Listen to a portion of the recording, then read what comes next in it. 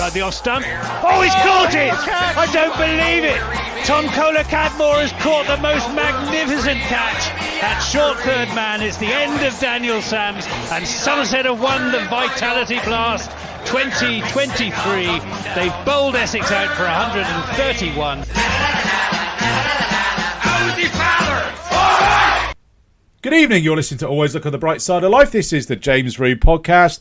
My name's Ian Shepherd, a big James Rew fan. Joining me tonight is the head of digital for the club that James Rew plays for, Ben Warren, and the voice of talking about James Rew on BBC Radio Somerset. Another big James Rew fan, Harry Everett, is currently hurtling on the way back from Lytton and Lynmouth after playing at the most picturesque ground in the world today, but his mobile's data signal's a bit dodgy, so he's just going to listen in and make any salient points, but he's a little bit kind of in and out. Why are we talking about James Rew? Because guess what? James Rew scored another 100, and he is 19 years old, and the superlatives have been said ad infinitum for as long as I can remember this season. He is bloody good. He batted fantastically well yesterday. Took a really good catch to dismiss Jake Libby off the bowling of Danny Lamb. The sky's the limit for James Rew. Anything else we need to add? No, move on. Of course there is. I had a thought today. If we had signed an unknown young 19-year-old Indian, let's call him James Patel, for example, and he came over to England and put James Rew's numbers out in the championship, we'd be hailing him as the next Tendulkar. Play, something like that, wouldn't we? I mean, I probably should have looked up Tendulkar's numbers when he came over Yorkshire when, what was that, 1990, when he was about 16, 17. But I'm probably going to wager that they weren't quite as good as James Rew's. I know Rew's got a couple of years on him at 90 to the 16-year-old Tendulkar. But, if James Patel was plying his trade somewhere else and popping out these numbers, he'd be being hailed as the next big thing, probably even more than Rew is. Yeah, it was an incredible knock, wasn't it? I think it was what always fascinates me this season is how inevitable it feels when he gets in, and it's just incredible to kind of witness that inevitability about him going on and making a big score. And yesterday's knock was just brilliant, wasn't it? There was a bit of grip in the pitch for the spinners. But he used his brain a lot during the innings. He really targeted the short boundary he really helped out Lewis Goldsworth at the other end by sort of taking ownership of the spin, because it was quite difficult for right-handers against the spin, and he took ownership, and he was very clever with some of his decisions. He spotted the mistake that the Worcester fielders made early in his innings, which just sort of, if there's one point to sort of highlight how clearly he thinks, that was it for me. And he scored all, his wagon wheel scored all around the wicket, and just made it look very simple. Punish bad balls and stroke the good ones around for singles. I mean, you've seen every single 100 that James Rew's made, Gibbo. I mean, I think Ben made a great point there about inevitability. Once he's in, he just doesn't look like getting out. No, I mean, it wasn't a flawless innings, but he didn't really make any serious mistakes. I think it's the best I've seen him bat. And I asked him afterwards whether he thought he was getting better. And he said he thought he was, which is great news. Because, if he's going to get better from where he is now, then the sky is the limit for young James. And I had quite a good chat with him off Mike as well. And he said how much he enjoys the 50 over format, and that it doesn't differ too much from red ball cricket in the way that he approaches it. But I thought he paced his innings really well. He's getting better at rotating the strike as well, which is something I've not criticised him for in the past, but said it's something he could be working on, and he did that pretty well, especially with Lewis Goldsworthy. I mean, if you've got a left-hander in, right-hander at the other end, you need to make the most of it by rotating the strike as much as possible. And I thought he did that really well and hit some lovely shots too. And no, it was a terrific performance. But as I keep saying, we mustn't get ahead of ourselves. He is only 19. And he's still got a lot to learn. But the potential is just huge. Yeah, I mean, what do you think of the point I made about if he was James Patel, 19-year-old Indian lad playing? Do you think that the hype about him would be even more than it is for him at the moment? Well, there's quite a lot of hype,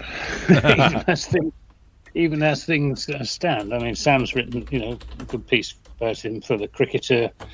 There was half a page in the Times last week. There's plenty of hype, and he's very much on the ECB's radar as well. Going right back to when he played for the County Select 11 against the Indians back in, when was that, 2019? 2021. I think it was. It 2021 was it? Yeah. But no, I think, but I think he. I wouldn't want him to be pushed too high too soon.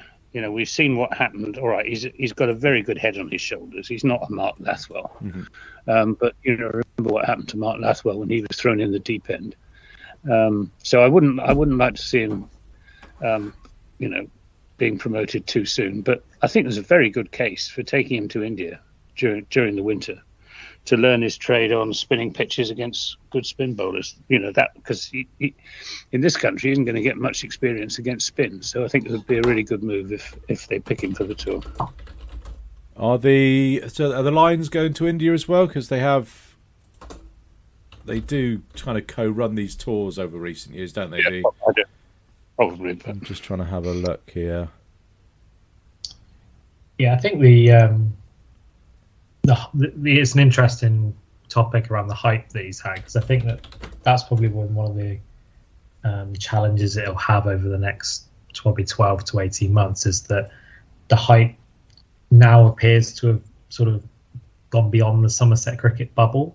I think that earlier in the season there was a lot of hype from Somerset fans from how he performed last year, but it's now gone. There are lots of England fans that are now tuning in to watch him play. It was on the live stream yesterday when James got to about 85, the numbers sort of trebled, because there were lots of England fans sort of, and he's made it into these kind of circles now where he's going to get a lot more attention when he does well. But he's handled what has been thrown at him so far in one of the most remarkable kind of calm and assured manners. So I think it puts him in good stead for what's to come. But there are it is going to be a huge test, not just on the cricket side, with real pace being sort of displayed and thrown at him, and as Anthony mentioned, good quality spin. But how he sort of adapts to a much sort of more intense media frenzy around him. Just had a look on Cricinfo. They haven't got any listed tours for the England Lions this winter. That's not to say that there isn't going to be one, but I just can't quite find it in an easy fashion. Should have done my prep, shouldn't I? But never have, never will. So of course that 100 for James Rew came in Somerset's opening. Well, their first victory of the 2024 Royal London Always Look on the Bright Side of Life Metro Bank One Day Cup, beating Worcester by 36 runs at Taunton on Sunday. The campaign had opened Friday night with a 4-wicket loss to Warwickshire.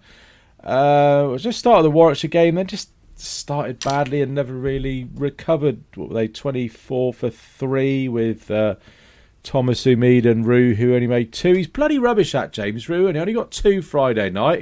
Do you think he's got a long-term future at Somerset? Hashtag that was a joke. We're going to see Goldsworthy get some runs. Gibbo, you must have been pleased to see Lewis Goldsworthy finally donning the dragon and striding out of the Cooper Associates County Ground this season. Yeah, I was very pleased, and he batted very well in both games. And he too he's got a good head on his shoulders. He was very calm. Played and missed a few times, against Warwickshire, but he hung in there really well. And sadly, I didn't get the chance to interview him, but I'd really like to know why he hasn't been picked for the first team in the county championship so far this season. Because all right, he's had a bit of injury, but he looked in really good nick. I thought it's a real mystery, and I haven't heard anyone explain it to me in any sort of plausible way. Was it just that he's had a bad luck with injury? Because I think it would have made more sense for him rather than Umeed to be batting. What was it, 4 or 5 in the championship game against Hampshire before the last final where they rested quite a number of players. So I'd have thought he must have just had a little niggle before that game on the morning of the game, maybe, because he was in the squad. He just didn't make the final 11. But yeah, I do like Goldsworthy. He just looks well organised. He's similar sort of player to Rew. He's very uncomplicated, looks well organised, rotates the strike well. Not a massive boundary hitter, but he can clear it. Doesn't seem to have any real obvious technical weaknesses, and of course his bowling has been very tidy over both these games as well. Yeah, he bowled very well against Warwickshire, better than Shoaib Bashir. Got much more turn and bounce, admittedly from a different end, from the Trescothick Pavilion end, but even so, I thought he bowled pretty well. Yeah, I think Goldsworthy's bowled well in these 2 games. Yeah. All right, see Harry. Oh, I think Harry's just joined us. Harry, have you got a reliable signal now? Evening all, yeah, back home, back from Lynmouth, Valley of the Rocks. And how'd you get on? Right? Yeah, we lost. We had some lad who played for Sussex 2s who whacked us everywhere. And then another guy who's batting with the Sussex lid on. And I completely embarrassed myself. I said, where did you get your Sussex helmet from? I expected him to say, Chris Nash gave it to me, Ravi Bapara. The bloke said, I played for Sussex for 20 years. It was Montgomery. I made a complete fool of myself.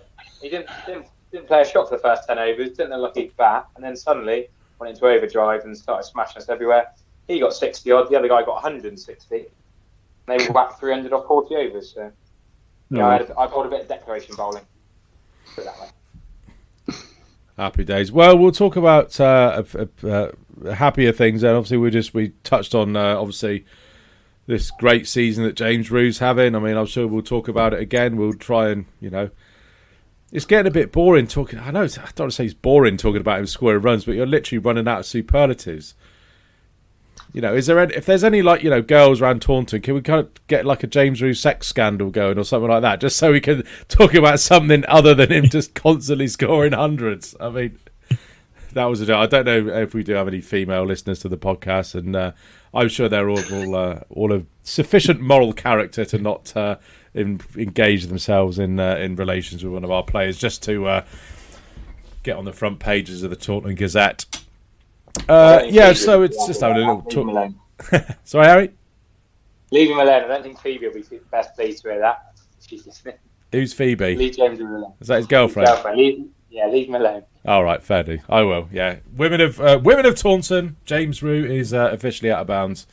No sex scandals. Just going to have to talk about him scoring runs. Yeah, Warwickshire Friday night. Harry, just talking about Lewis Goldsworthy was looking good, but ultimately didn't really get enough runs. Yeah, Ed Barnard batted very well at the top of the order. They got a good side, Warwickshire, but yeah, I think 230 was always going to be a little bit short. As they said afterwards, that had to be one of Bart Little goals where they had to go big, really. You don't want to criticise 2 blokes who scored 70 odds, but you could have liked one of them to go on to get 100, and then they can bat around him a bit more. Danny Lamb's 28 not out was useful as scoops to see him as a finisher, really. I think Somerset have got a really good top 7, and they got Danny Lamb, who's a top 8, who's a finisher.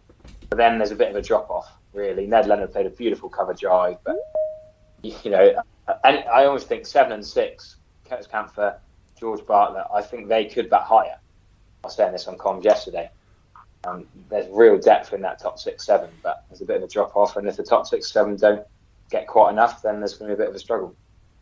I think they're playing quite old-fashioned 50-over cricket, I think, is their style. I think that they've sort of set their side up, and it's obviously based on who they've got available. It's not probably a choice, but they I think the formula that they're going with the bat is to get a really good solid platform, give George Thomas the license up top, but the likes of Rew, Goldsworthy, Umeed, they're not going to try and whack it 150 and play the sort of modern 50 over cricket, if you like. I think they're setting themselves up as a side to give themselves a chance in the last 10 overs with the likes of Camphor, Bartlett, hopefully one of the top orders still in, to try and accelerate at the end, which is almost like modern what 50 over cricket used to be, where they would sort of, you try to get to 40 overs with around about 200 on the board and then launch from there. But it seems like Somerset have got a method that they're going to try and keep wickets in hand, try and get scores on the board, and then put pressure on with the ball. And it just didn't quite happen on Friday, did it? They didn't get the start. They it wasn't the best toss to lose. The ball was nipping around, and Warwickshire, as Harry mentioned, have got a very good attack to expose that movement that was on offer early doors. So they didn't get off to the best start, and I don't think they've quite got the lineup to sort of recover from if they were sort of 3 or 4 down early. We should say they found a player, haven't they? Hamza Sheikh. I was really impressed with him. His 38, he looked really good. Yeah, he played that cracking pull shot off. Was it off Jack Brooks or something? It was cracking pull shot into the Trade Nation stand. Yeah, he looked good. I fancy Warwickshire to win the whole thing. Yeah, they're a very good side. Yeah, they do look good. They seem to have all bases covered, whereas we bat long, but the bowling's a bit vulnerable. I think that's the trouble. Any chance of getting Matt Henry back for the last 6 group games? It's a bit of a long shot, I suppose, but not sure about Matt Henry. But I think Josh Davies not a million miles away from. Yeah, he was bowling on the outfield yesterday. Yeah, and I think that goes. But he was still limping a bit. We get Josh Davies in at 9. That's a massive benefit, not just for the bowling, but Josh Davies can hold a bat at 9 as well. I think that helps a lot. Get Josh Davies up. I honestly reckon he could probably open in that competition. If Andy Umeed did a hammy first morning or morning of the game, I reckon Josh Davies is as good a bet as anyone to go up there personally. But I agree. He won't get in the top 8, but I agree he could be. I mean, we just talked about it. I mean, I was going to ask, do we think they're in the best order? I think Bartlett. I would like to see Bartlett. I think he's better than a 6. Agreed. I think Bartlett. I would like to see Bartlett open with Umeed and maybe put George Thomas down there, because I think Bartlett could find the boundary early on just as good as well as George Thomas potentially could, and I think Thomas. I think they should stick with George Thomas. I like the idea of having George Thomas opening the batting, and as Ben said, giving him the license to play his shots. I think he and Umeed would make a good combination, and I think Bartlett could go a little bit higher. The other alternative would be to get Lewis Goldsworthy to open the batting, because he seems to me to have everything that it takes to be a successful opening bat. But I'd sooner see him opening with George Thomas than with Umeed. I think Goldsworthy and Umeed might be a bit stodgy, and we wouldn't be able to take advantage of the first power play. Mm-hmm. I've got a completely different theory. I think Andy Mead had his big chance against Worcestershire. I mean, I like seeing score runs, and he did look good for his 34, but I think if you're going to drop anyone in the top 7, it would be him. And I'd like to see James Rew go back up to opening. I know he's keeping us a lot to do, but he's such a good player. I want to see James Rew face as many balls as possible. I'd go Thomas, Rew, then still you've got Goldsworthy at 3. Then you can have George Bartlett at 4, which is where he bats in county championship cricket. And then you've still got Dixon and Camphor at 5 and 6. So I still think Camphor at 7 is a little bit low. I'd rather him at 6. And then Josh Thomas could come in as another spin option to bat 8 or 9. Be my way of doing it. Or if Josh Davies comes back, you could. I don't know if Jack Brooks will play every game, but yeah. I think potentially another facet to this with Umeed. He's in the last year of his contract, and I think they want to give him a fair crack of the whip to show that he can score some runs and earn himself a renewal or an extension to his deal. So I think if they did just bench him for the One Day Cup, I think the guy would feel a bit hard done by. And as well, I wouldn't like to think that's the way that Somerset would do their business. I think it's it's not, but it is a second 11 competition, and I think they want to give him as much chance as they can to show what he can do. So I expect him to play the majority of these games. He's a bloody good boundary fielder. He's one of the best I've seen. Well, he was in business a lot Sunday afternoon, wasn't he? I was sat up there with Richard Latham, really well. And I was Ben. Where did bloody Pete Trigo go anyway?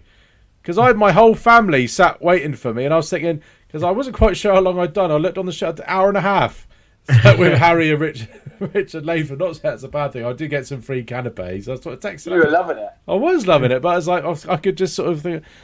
Well, the entire family said, "Well, we don't really like Somerset," but well, to be fair, they were all right about it. But that was good fun. And I noticed you had to mute the audio on the James Rew catch that he posted to social media. So I think I either had my mic. I was sat next to you like, Shep, this is commentary. You can't just go on celebrating and screaming. Either my mic was too close to my mouth, or I was getting a bit too loud. But you just went off screaming. I was there commentating away, and I don't want to do screaming. I was describing. I said it's in the it's in the meat of the glove. It's well held. Blah blah blah. This, that, and the other. He told me that he made it look good because he went the wrong way. Literally. I agree. I didn't have a chance to say that because Shep was too busy screaming. Well, you could have always picked it up. Well, that's why I'm. But that shows how honest he didn't say that on air, but shows how honest he is about his abilities. I said, "Fantastic catch." He said, "No, it wasn't. I'd gone the wrong way." made it look fantastic. But even if you do go a little bit the long way, your weight's kind of on the left foot, and then that means you can kind of push off your left foot anyway, which makes it a little bit easier. So. It's the ones where you kind of go there and it's not quite there for the full dive, and it's kind of a half dive, and you have to sort of T-Rex arms together. That's when it's difficult. But he did, as you say, make it look good. It was a fantastic catch. Good run out from Lewis Goldsworthy as well. Pick up and throw from mid wicket. Decision by the umpire too. Well, yeah. It's only about an inch. It was brave, yeah. Yeah. And I thought Rew nearly made a mistake there, actually. I think he nearly knocked the bail off. I don't know if he quite did it because the ball hit the stumps, so it was okay in the end. But I thought that could have been a contention. A bit like the Steve Smith one and the Ashes. Yeah, it was a brave call. It was. It looked out in real time, but it looked less out on the replay.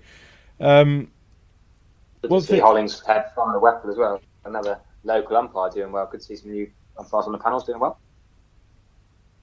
Yeah, good stuff. I suppose the only fault from Sunday really was that they didn't really crack on and get to that 310, 320 score. What did the lower order get from Bartlett down? It was 2, 8, 14, 2, 6, 6, 2, 6, 1. No one got double figures after number 23. 5. 23 altogether from the middle to lower order. So again, not just falling away there. It wasn't good. If Worcestershire hadn't given away top order wickets, we would have been struggling to defend. And lower order wickets as well. Yeah, but it was the collapse. Yeah, I think the collapse comes down to having too many top 5 batters.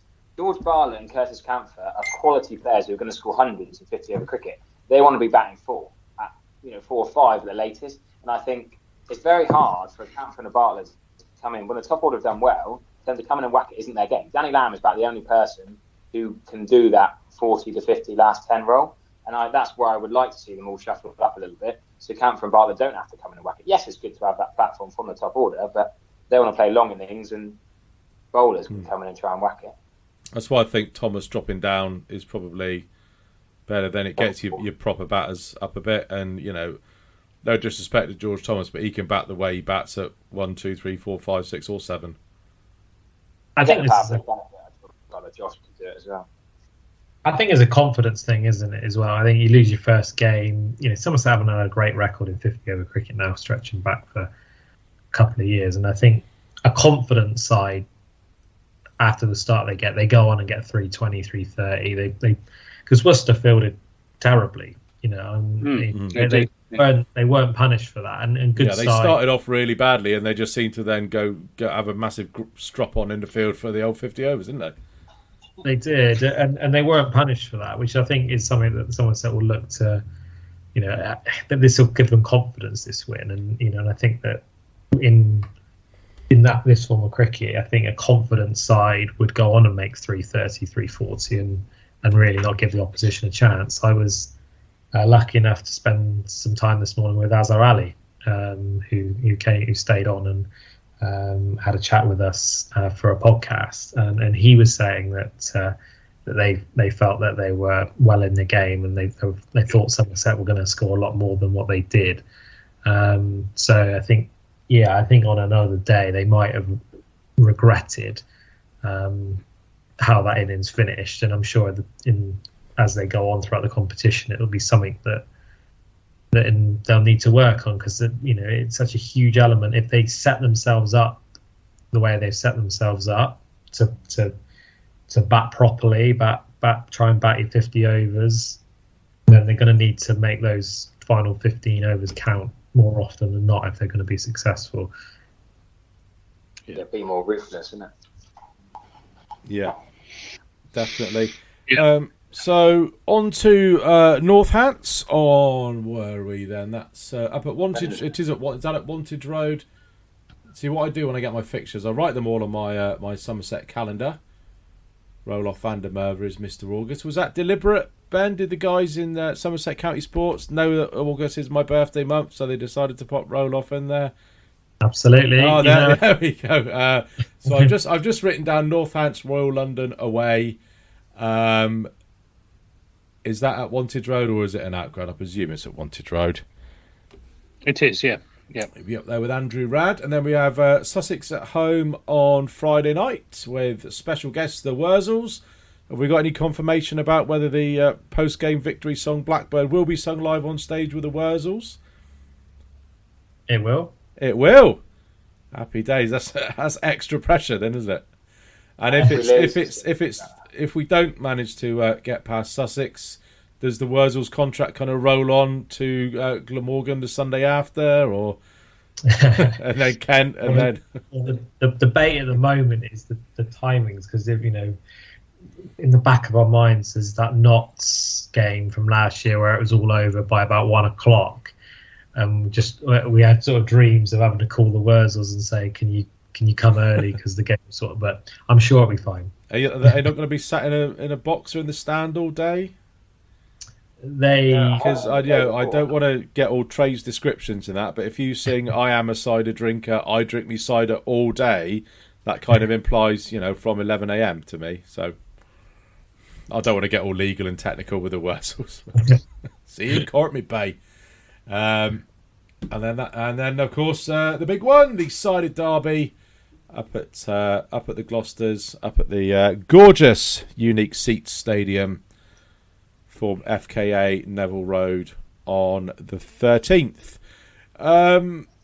So I mean, assuming everyone's fit, Josh Davey seems to be the closest to fitness, I guess. Alfie Ogborn has got a side strain. Casey Aldridge is side strain as well, is it? Yeah. So is Davey likely to be fit for Wednesday, or is that too? He didn't look like it. Both his thighs were strapped up when he was practicing his bowling on the outfield yesterday, and there was a little bit of a limp as well. He bowled one ball absolutely full out, and you could tell he was in a little bit of trouble. So I don't think they'll risk him against Northants, and it would, they don't want to bring him back too soon. I think he'll be next week. Well, I just saw he's bowling with a red ball, not a white ball. So you can read into that as well if you like. Getting ready for September. Yeah, he was quite right. Yeah, I spoke to him this morning actually, and he's not a million miles away, but it might. These couple of games might get soon. So bearing all this in mind, then, are we unchanged side for Wantage Road selection panel? Is that what we're going for? Well, there isn't much choice, is there? Depends how ruthless. Yeah, I think he's had 4 chances. do you give him more than 4 chances? I think is the only decision. I think they will. But if he fails again, would you say, look, he's had 5 innings now? Yeah, I don't know. Do you count the warm-up games? I'm not counting the warm-up games. Who have we got to bring in? Josh Thomas and JT Langridge. Who else is? Who were the 3 that were missing out from that 15? Tom Rew. Tom Rew. I guess one thing we haven't talked about is whether Tom Lamb may be eligible / available throughout at some point over the course of the next 3 games. Yeah, I mean, obviously, Can you come back in about 8? A bit harsh, isn't it? Tom Lamb. I'd open with him. I'd open with him and Umeed, and possibly. I mean, it may seem harsh on Thomas, but you know, his time is going to come. No, I'd keep George Thomas in the side, whatever. If Lamberby comes back, there's other people. Yeah, I like look at George Thomas. Got to pick the guy who score more runs, surely. Well, maybe not too open. I don't. I don't know. I think there's an element of he's open. He opened for the England under-19s, didn't he, in the World Cup, George Thomas. So I think they see him as a white ball opener, and I thought it looked good for his 20 or whatever he got yesterday. 18 in no time. Yeah. Yeah, it was some opening over from Ben Gibbon. The funky Gibbon. Not very, definitely not very funky. What did he go for? Old Curtis, after he got that double wicket maiden, he was definitely a happy camper. Hey, did it. Yeah, I used both of those on air, and Ian Randall, who I was commentating with, no comment, didn't raise even a smile at either of them. He was probably the worst person done next to you when you cracking jokes like that. Yeah. Oh, he was probably disgruntled at having to commentate from third man, Gibbo.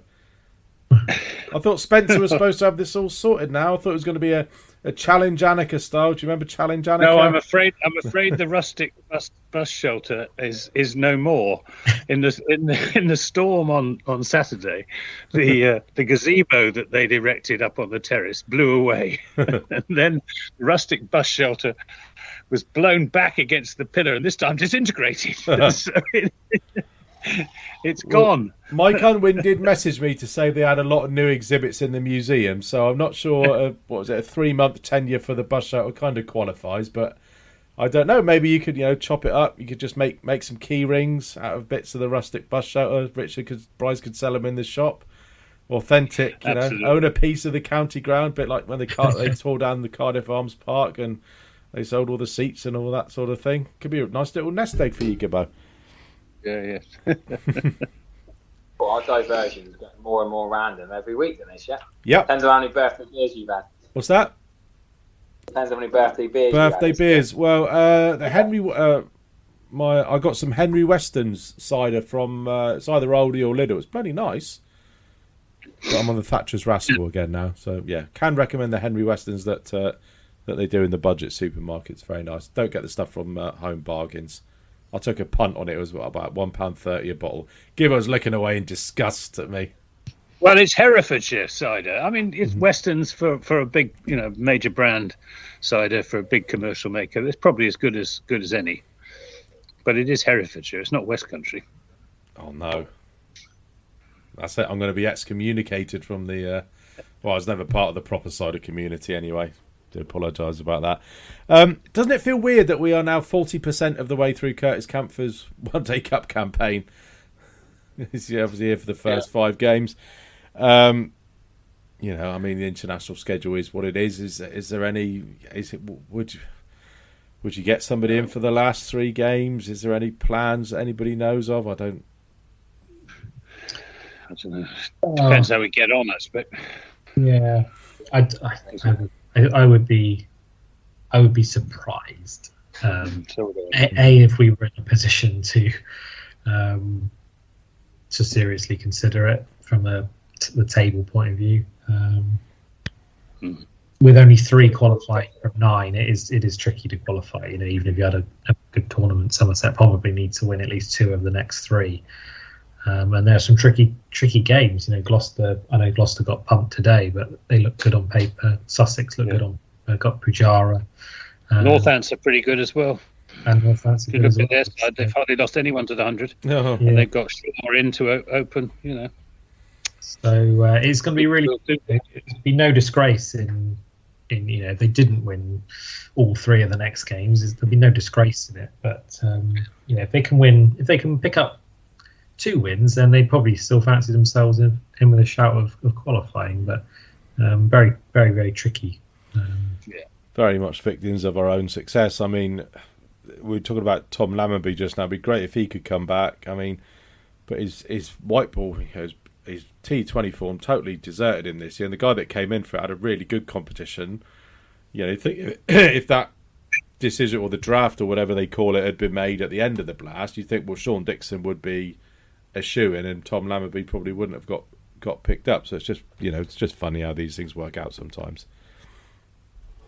What worries me a little bit is whether James Rew will get picked up if one of the franchises gets an injury.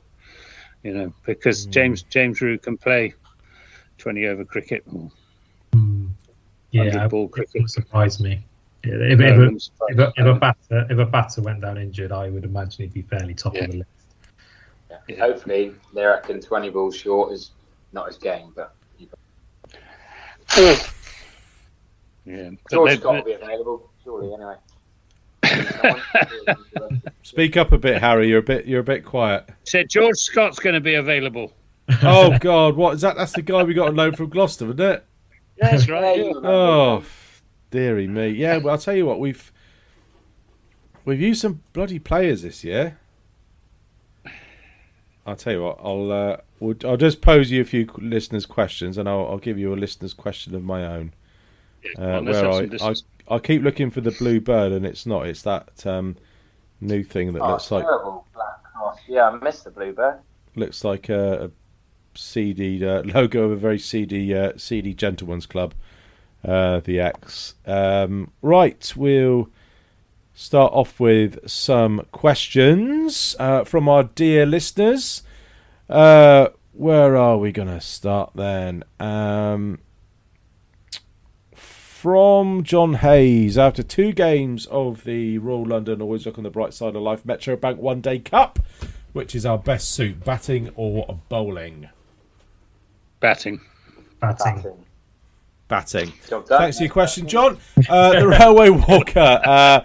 Injury updates for Davey, Aldridge and Ogborn. I think we've covered those, maybe not quite yet. And he goes on to say, why are we not having our senior batters higher up? Dixon, Bartlett, Rew and Goldsworthy are first team players. Having Bartlett coming in at 6 and after 42 overs is a waste. Yep. I think we've covered that already. John Hayes has retweeted Pete Trigo's sponsored bike ride from where's he going? Weston-super-Mare to Bridgewater, is it? Or Paris. London to Paris. There it is. Yeah, he cycled into the ground from his home in Weston yesterday.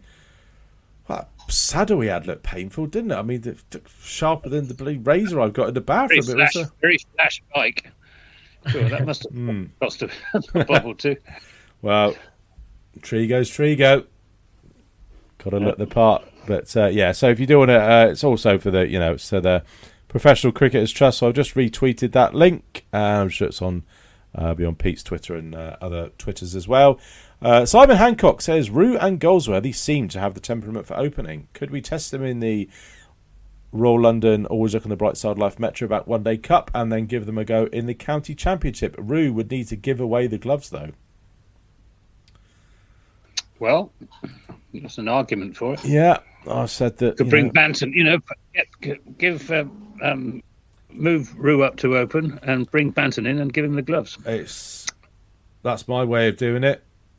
Keeps Banton not necessarily. I don't know if he wants to take the gloves in Championship cricket or not, but if it's a route to get him into the side, then it's a route to get him into the side. And of course, there is no hard and fast rule in cricket that you need to have the same wicket keeper in both innings. So if you do a batting and bowling shirt, you can have 2 different wickets. Yeah, I mean, You know, I was surprised that We'll have a left glove now and a right glove, three different colours, will we? not give him ideas. But I suppose it is if it's lucky to have the bat. If it's lucky doing something out of the box like that, or a bit off the wall, you know, out of left field, and it wins you the blast every year, do it. We'll have a think over the winter what we could recommend that the club do next year. I would personally keep James Rew exactly where he is, doing exactly the same role that he is, and let him develop in that role until such time as significant change might come to him. But if it were me, I wouldn't throw him up in opening. I wouldn't get rid of the gloves. I would say just carry on doing exactly what you're doing for at least the next 12 months and see where it takes him. Very sensible. That's what they'll probably do. I suppose it comes to, are we doing what's best for James Rew, or are we doing what's best for Somerset? And obviously, sometimes you have to kind of do what's best for the team whilst balancing with, you're nurturing a young player with his first couple of years in professional cricket. So, well, we do have a serious problem with opening the batting in red ball cricket. Tom Abel's. We do, Gibbo. That's why we don't get picked. What about Somerset? Yeah. Oh, you didn't mean me and you. Sorry, you meant no. Tom Lammonby and Sean Dixon. Do go on. Sure, Tom Lammonby and Dixon. They're getting out either or both in the first 10 overs, game after game after game, which is exposing Tom Abel to the new ball, and Tom isn't getting any runs as a result of that. And they do have to, I think they have to, rethink the whole opening partnership thing. And if we are reasonably safe in the first division, it's an opportunity to experiment a bit at the top of the order, because it's not working at the moment. Yeah, I'd go along with that. Now, here's my question for you, which is going to be my trivia question. How many players have represented Somerset in a first 11 competition this year? So Championship, One Day Cup, and Blast. I don't know. Giving us 25, 26, something like that. A bit higher than that. Is it? Is it? Oh, it doesn't start with a 3, does it? It is 30. From my list, the only guys who haven't played are JT Langridge, Sonny Baker, and Josh Thomas. You're not including Devon and Cornwall? No, first 11. Yeah. First 11, Championship Blast. Yeah, Abel, Aldridge, Bancroft, Bantam, Bartlett, Bashir, Bess, Brooks, Camford, Davey, Davis, Dixon, Goldsworthy, Green, Gregory, Henry, Kohler, Cadmore, Lamb, Lammonby, Leach, Leonard, Ogborn, Overton, Rew, Siddle, Smead, Sodhi, George Thomas, Andrew Umeed, and the best player in the world, Roloff van der Merwe. You do need a big squad these days. Yeah. A lot of players. Yeah, loan signings, all those different, overseas coming in and out for month, 2-month windows. Not like the good old days, Gibbo, when you'd have Mushtaq for a season, or Steve Waugh or whoever. It's or indeed Viv and Joel. Greg Chappell. Yeah, those were the days. Let's just ban franchise cricket. I don't like these short-term loan deals and bringing in overseas players just for a couple of games. I think the ECB needs to do something about it. Yeah, they need some sort of rigid policy. I think it's just too easy just to loan here, loan there, 5 minutes here, 5 minutes there. I mean, while it's aims and it's laudable to get guys playing cricket, it's just too wishy-washy at the moment. I just feel sorry for the fringe players and the young players, who deserve their chance. And someone like Danny Lamb, all right, he's okay, but if he was that good, he wouldn't be released by Lancashire. Mm-hmm. And he's all right. We are very, very short of options at the moment in Somerset, so I think it's excusable. But that's not the case with some other counties where they're bringing people in who aren't particularly good and keeping out a younger player, which is a shame. It is indeed. Chris Payne would like to know if James Rew is going on the lines or full England tour this winter. Well, Chris, I hate to disappoint you, but myself, Ben, Harry and Gibbo are not the England selection panel. But were we, where would we recommend James Rew goes this winter? I would stick him on the Lions tour if the Lions tour is going to India. I think he's planning at the moment to go back to his club in Sydney that he played for last winter. That seemed to do the trick for him, so I wouldn't have any, if he does that and then plays a bit of Lions, good luck to the lad. But yeah, I if he doesn't at least make the Lions tour, something is drastically wrong. We're talking James Hildreth not getting picked times 1,000. Yeah, I don't think that James Rew is similar to the Hildreth case in any way at all. I think the ECB are looking for an excuse or a reason to pick him. Yeah, he's their blue-eyed boy. Yeah, I think it wouldn't surprise me if he had an England cap in the next 12 months. Yeah, me neither, Ben. I agree. Which format do we think he's going to get picked first in? That's my question. Well, it'd be either 50 over or I think it might be the West Indies tour. I think the West Indies tour is going to see a lot of matches for the World Cup and with tournaments going on, franchises, etc. They won't be very strong. I think Abel and Rew could go together on that tour. So it's a bit of a weird when you're going to pick 50 over players who haven't really played 50 over cricket. That's the ECB's issue. We've been into that enough times. They picked Tom to go to Sri Lanka, didn't they, in the 50 over side? Bangladesh as well, haven't they? Yeah. Ken Adams asked, the best overseas in recent years, Henry or Russo? It's got to be Henry for me, Gibbo, because Russo is not exactly Babrazam or Chris Gale and would struggle to get into a first-choice Somerset 11. I've got that down pat now. I've remembered it word for word. Russo did not help us win the Vitality Blast. His performance fell off drastically towards the end of that campaign, whereas Matt Henry, apart from that one over, he bowled his heart out against Surrey. Yeah, Chris Jordan. Yeah. Exactly. So I'd definitely go for Matt Henry. Yeah, I would agree. Good options. Probably look at two of the best seasons from overseas players in the last decade of all counties, but. Yeah, Henry won it for us. So. And let's not forget, Henry did it in 2 tournaments. Russo just the one. Yeah, one's a Reddish Odial tournament. And Matt Henry, from what Jason Kerr and co say, was a really good influence in the dressing room. Whether Russo was or not, I don't know. But Russo is very much more a sort of mercenary cricketer who'll go where the money is, not too bothered who he plays for. And of course, Matt Henry, because he's definitely coming back next year, and this is going to be the start of probably 6 or 7 years that he's going to. Now, is he 31? Yeah. Let's say, it could be 6 or 7 years if he goes on as long as Peter Siddle did. Well, we'll probably sign him when he's 39. Well, as long as we sign him when he's 32, 33, 34, 35, 36, 37, 38, and 39, I'll be happy with that. Mike Unwin has let us know that Gibbo's demolished rustic bus shelter is now on display in the Somerset Cricket Museum, and he was also asked us to humbly request a plug for the updated women's cricket exhibits and an Anya Shrub Soul display, pictures and memorabilia in the Somerset Cricket Museum, which is open on every match day and probably some other times as well, but at SOM Crick Museum, and I'm sure they've got a website as well, which I will just find out, somersetcricketmuseum.co.uk. So do pop along. Very good it is too. Thanks mainly to Mike Unwin, who's done terrific work on it. Yeah, well done, Mike, thanks for the work you did at the museum. Jacob Lunn has said the Somerset A disabled team are in the Super 9's regional final on Sunday the 20th of August. I did message Jacob back to see what ground that is.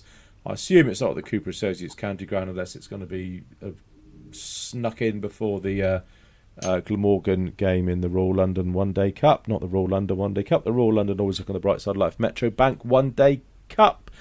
Lord Lupin, I think we did your question last week about Rew being better than Abel. Ian Scoville has got a good question. Has anyone heard of any plans once Camphor rejoins Ireland to probably leave us light? Don't think so. George Scrimshaw was signed last week by Northants. I've not seen much of him, but what I did see of him in the Vitality Blast quarter-final, where his compadres were being slaughtered around Taunton, including that leg spinner whose name I keep forgetting, Matt McKernan, went for about 90 in his 4 overs. Scrimshaw came out of that relatively unscathed, and I thought bowled really well and looked a half-decent player. Someone that we could possibly have gone for. I think his other game at Taunton last year, we should talk about a lot more than the quarter-final. For England Lions against South Africa, he was quality. Really liked George Scrimshaw. I had a long chat with him after that game. That amazing win, inspired by Abel, Banton and Smead, of course. But yeah, Scrimshaw's a quality player. Really good fast ball, and I think he will play for England in the next 3 or 4 years. Derbyshire. And he's with Northants. He's with Northants, is he? Derbyshire to Northants isn't a million miles, is it? Is it one where he, would have just wanted to stay in sort of around the Midlands and not? Well, I think his channel, why from all I was going off is the sort of Twitter replies from the announcements, and it sounded to me like he's not really turned up many trees in Championship cricket, and I guess if he was picked in the 100, can Derby really retain someone just for sort of a 4-week period or whatever, how long the long blast goes on for? But that seems to be the sort of the flow of the conversation that I was hearing, that if he's not going to play Championship cricket, not going to play 50-over cricket, and he's probably going to be on the cusp of their highest earners, whether it was a sort of a financial move from Derby. But again, I don't know too much about it, so I wouldn't want to sort of massively speculate either way. But if he did turn up at Taunton, I don't think any of us would be disappointed with that. Andy Cleve wants to know about Lewis Gregory's contract extension saga, which is dragging on and on. I mean, if it were me, I'd sign it as soon as I got back from the 100, or it may already be signed and queued up in some sort of social media calendar to be posted. You've got a hell of a poker face, Ben Warren. I'm never playing cards with you, my friend. I'm never playing cards with you. I genuinely, I couldn't offer anything. I mean, I can only speculate, but I would speculate that it would take a hell of a lot to get Lewis Gregory away from Taunton. So that's I'd fully expect to see that sooner rather than later if that was me. But anyway, it also says 2 overseas bowlers again, and it's Andy Cleve reckons we should do that. I do. I think we're and unless it's someone utterly exceptional that comes along, I think we are still a batter heavy at Taunton. So I think to sign another one would just put somebody else's nose out of joint. And another question, this is turning into our Christmas quiz 3 or 4 months early. Who was the last domestic seam bowler we signed prior to Jack Brooks? Tim Granover? Yeah. That's the first thought that comes to mind, I don't know. It's about the right sort of time frame, isn't it? What was Brooks, about 2016, something like that? It's right on cue. Harry for some reason has a Tim Groenewald shirt lying in his bedroom. Is that what you wear to bed, Harry? Do you reenact that? That famous partnership. Was it him and was it Craig or Teddy? Jack? I can't remember. The other one would be Steve Kirby, wasn't that long ago? Steve Kirby, yeah. It was Jamal Hussain. Jamal Hussain. George Dockrell, was he classed as domestic? He's not a seam bowler. Did he say seam bowler or just bowler? Oh, he did say seam bowler. Sorry. I didn't read the question. I thought that's domestic bowler. Anyway, and Andy says, do you think we should bat first or not? Depends. George Scott would be my... George Scott. George Scott. He got a bit of seam, didn't he? Yeah, he did. Yes, he bowled seam up, yeah. So technically he would be assigning a domestic seam bowler. He wasn't before Jack Brooks, though. Oh yeah, sorry, I've lost right. that. Dan, if you're listening, just let us know who the last domestic seam bowler signing was before Jack Brooks. And that, I think, is that. As far as listeners' questions go. Do we have AOB then, gents? You going to Northants, Ben? I'm 50-50 at the moment. I'm going to check out the weather forecast in the morning. I don't think it's too bad. Oh, to have the luxury of 50-50 whether to go to work or not, Ben. Happy days. Is that, shall I go to Northampton, or shall I just sit on my pants on the sofa and watch the live stream and do the clips from there? No, it's tomorrow. The problem is tomorrow, because the players are leaving at 10 o'clock tomorrow, and I've got some meetings booked in, which I would have to rearrange if I was to go. We will see. Fair dues. Harry, are you up to Northants, or you got another cricket week booked in of playing for stragglers and dumplings and everybody else? Correct. August, the biggest playing month in it. So many touring games. I asked for 4 games today, so I've got to try and keep some people happy playing. All right. If you ever want a midweek game at Southdown, I think we got one. It's either next Monday or Tuesday, I think. So if you do fancy popping down, let me know. Gibbo, and then Ben, if you do go, safe travels up to Wantage Road. Might be up Friday night, might not, depending on work and various other things. But best of luck to Sean Dixon and the boys for these 3 crucial Royal London, always look on the bright side of life, Metro Bank One Day Cup games that are coming up in the next week or so. And we'll catch up with you again next Monday.